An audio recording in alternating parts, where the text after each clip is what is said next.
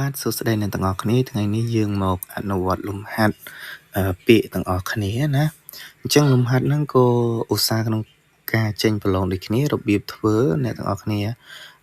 អាចមើលនៅក្នុងមេរៀនហ្នឹងបានអញ្ចឹងឧទាហរណ៍គេដាក់ពាក្យស៊ឺម៉ារ៉ាណៃអញ្ចឹងនៅពេលដែលអ្នកទាំងអស់គ្នាឃើញលំហាត់បែបហ្នឹងគឺគេចង់ឲ្យអ្នកទាំងអស់គ្នាជ្រើសរើសចម្លើយនៅខាងក្រោមទាំង4ហ្នឹងថាតើ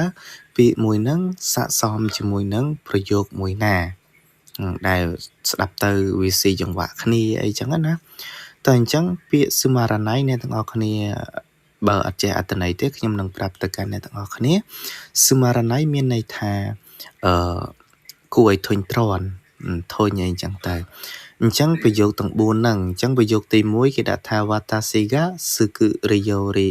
sukuru ryori wa sumaranai គេថាខ្ញុំការធ្វើម្ហូបហ្នឹងគឺគួរឲ្យធុញទ្រាន់អញ្ចឹងទី2គេដាក់ថា Kare no hanashi wa isumo sumaranai មានន័យថារឿងរបស់គាត់ហ្នឹងគឺជានិច្ចកាលឬក៏ជាធម្មតាហ្នឹងគឺតែងតែគួរឲ្យធុញទ្រាន់ហើយទី3គេដាក់ថា Watashi no ie wa hiroi no de soji ga sumaranai គេថាផ្ទះរបស់ខ្ញុំដោយសារតែវាទលាយអញ្ចឹងហើយការសម្អាតហ្នឹងគួរឲ្យធុញទ្រាន់អញ្ចឹងទី4គេដាក់ថា ano ega wa totemo tanoshiku sumaranai មានន័យថាកុននោះណាគឺវាសប្បាយហើយគួរឲ្យធុញទ្រាន់ទៀតអញ្ចឹងអ្នកទាំងអស់គ្នាស្ដាប់ហើយអ្នកទាំងអស់គ្នាសាកជ្រើសរើសចម្លើយមើលថាតើចម្លើយមួយណាដែលស័ក្តិសមជាមួយនឹងពាក្យស៊ឺម៉ារ៉ាណៃអញ្ចឹងខ្ញុំនឹងប្រាប់ចម្លើយទៅកាន់អ្នកទាំងអស់គ្នាហើយចម្លើយដែលត្រឹមត្រូវគឺនិបាំងមានន័យថារឿងរបស់គាត់ហ្នឹងគឺវាគួរឲ្យធុញទ្រាន់នៅពេលដែលគាត់និយាយដដែលឬក៏កើតឡើងច្រើនដងអីចឹងទៅស្ដាប់ទៅវាគួរឲ្យធុញទ្រាន់ណាតោះឥឡូវយើងចូលដល់លំហាត់ទី2របស់យើងបន្តទៀតអញ្ចឹងពាក្យនៅក្នុងនេះគេដាក់ពាក្យ zanen អញ្ចឹងអ្នកទាំងអស់គ្នានៅពេលដែលឃើញលំហាត់ប្រភេទហ្នឹងអ្នកទាំងអស់គ្នាត្រូវតែរើសចម្លើយនៅខាងក្រោមទាំង4ហ្នឹងថាតើពាក្យ zanen ហ្នឹងស័ក្តិសមជាមួយនឹងប្រយោគណាជាងគេហើយពាក្យ zanen ហ្នឹងមានអត្ថន័យថាសោកស្ដាយអ្នកទាំងអស់គ្នាតែអញ្ចឹងយើងមកមើលប្រយោគនីមួយៗទី1គេដាក់ថា Kono machi wa hito ga ippai ite totemo zanen desu មានន័យថាទីក្រុងនេះមនុស្សច្រើនមានមនុស្សច្រើនហើយគឺពិតជាសោកស្ដាយណាស់អីចឹងទៅអញ្ចឹងប្រយោគទី2 Kare wa terebi ni dete zanen ni narimashita មានន័យថាគាត់បង្ហាញខ្លួននៅក្នុងកម្មវិធីទូទួលណាហើយគាត់ពិតជាសោកស្ដាយណាស់តោះទី3 Kodomo ga ie ni kaete konai no de zanen shite ima មានន័យថាកូនហ្នឹងគឺអត់ដោយសារតែអត់មកផ្ទះទេអញ្ចឹងគាត់ពិតជាសោកស្ដាយហើយទី4 Tomodachi ni aenakute zanen desu មានន័យថាខ្ញុំមិនអាចជួបមិត្តភ័ក្តិអញ្ចឹងទៅខ្ញុំពិតជាសោកស្ដាយណាស់តោះអញ្ចឹងអ្នកទាំងអស់គ្នាជ្រើសរើសចម្លើយហើយឬនៅខ្ញុំនឹងប្រាប់ចម្លើយទៅកាន់អ្នកទាំងអស់គ្នាអញ្ចឹងចម្លើយដែលត្រឹមត្រូវគឺ Yongbang desu តោះឥឡូវយើងចូលលំហាត់ទី3របស់យើងបន្តទៀតអញ្ចឹងអ្នកទាំងអស់គ្នាឃើញពាក្យដាន់អញ្ចឹងដាន់មានន័យថាកាន់តែអីមួយអញ្ចឹងណាអញ្ចឹងថាតើពាក្យដាន់ហ្នឹងវាស័ក្តិសមជាមួយនឹងប្រយោគណាជាងគេនៅក្នុងប្រយោគទាំង4ហ្នឹងតើឥឡូវយើងមកមើលប្រយោគទាំងអស់គ្នាទី1គេដាក់ថា Kodomo ga dandan okiku narimasu មានន័យថា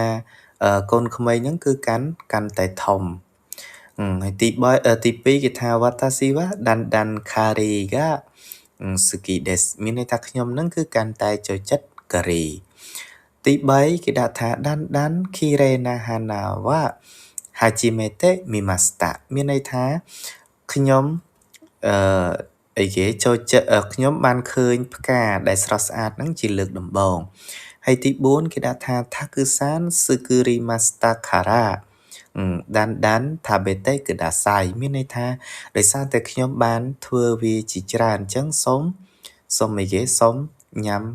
ឲ្យកាន់តែច្រើនតោះឥឡូវយើងចូលលំហាត់ទី4របស់យើងបន្តទៀតអញ្ចឹងពាក្យនៅក្នុងនេះគេដាក់ពាក្យ Sumaranai អញ្ចឹងអ្នកទាំងអស់គ្នាឃើញពាក្យ Sumaranai ហើយចម្លើយដែលត្រឹមត្រូវគឺ តើអញ្ចឹងអ្នកទាំងអស់គ្នាគិតថាចម្លើយមួយណាដែរនៅក្នុងប្រយោគទាំង4ហ្នឹងណាពាក្យដាន់ហើយនៅក្នុងលំហាត់ពេលយើងចេញប្រឡងក៏ចេញប្រភេទបែបអញ្ចឹងដូចគ្នាណាអ្នកទាំងអស់គ្នាសម្រាប់អ្នកប្រឡង N4 ឬក៏ N5 ក៏អញ្ចឹងដែរអាចថាជួបពាក្យបែបហ្នឹងដូចគ្នាមិនកំណត់ថាតតែ N4 ទេកន្លែងហ្នឹងណាតែគ្រាន់តែពាក្យវាអាចថារៀងពិបាកជាង N5 អីចឹងតែអញ្ចឹងចម្លើយដែលត្រឹមត្រូវគឺ Ichiban desu តោះឥឡូវយើងចូលដល់លំហាត់ទី4របស់យើងបន្តទៀត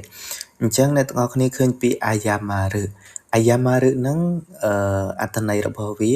មានន័យថាសំទោសវាស្មើអត្ថន័យវាស្ទើរតែដូច Sumimasen ដូចគ្នាណាសំទោសដូចគ្នាតែអញ្ចឹងយើងមើលថាពាក្យ Ayamaru ហ្នឹងប្រើប្រាស់ជាមួយនឹងប្រយោគមួយណាដែលស័ក្តិសមជាមួយនឹងពាក្យហ្នឹងតោះអញ្ចឹងទី1គេដាក់ថាTomodachi ni okurimono o moratta no de ayamarimashita មានន័យថាដោយសារតែខ្ញុំបានទទួលអីវ៉ាន់របស់ដែលផ្ញើពីមិត្តភ័ក្តិហ្នឹងគឺខ្ញុំបានសុំទោសទី2គេដាក់ថា Tesudate moratta toki ni wa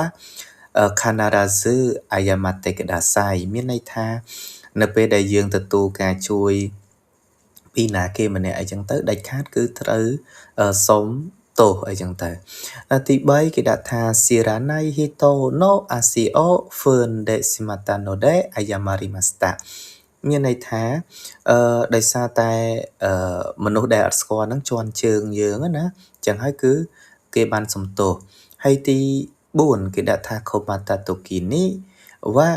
zugu ni ayamate kudasai នៅពេលដែលមានបញ្ហាណាគឺសុំទោសភ្លាមអញ្ចឹងអ្នកទាំងអស់គ្នាគិតថាប្រយោគមួយណាដែលស័ក្តិសមជាមួយនឹងពាក្យ Ayamaru អញ្ចឹងខ្ញុំនឹងធ្វើការប្រាប់ចម្លើយទៅកាន់អ្នកទាំងអស់គ្នាអញ្ចឹងចម្លើយដែលត្រឹមត្រូវគឺ Sanbang desu តោះឥឡូវយើងចូលដល់លំហាត់របស់យើងបន្តទៀត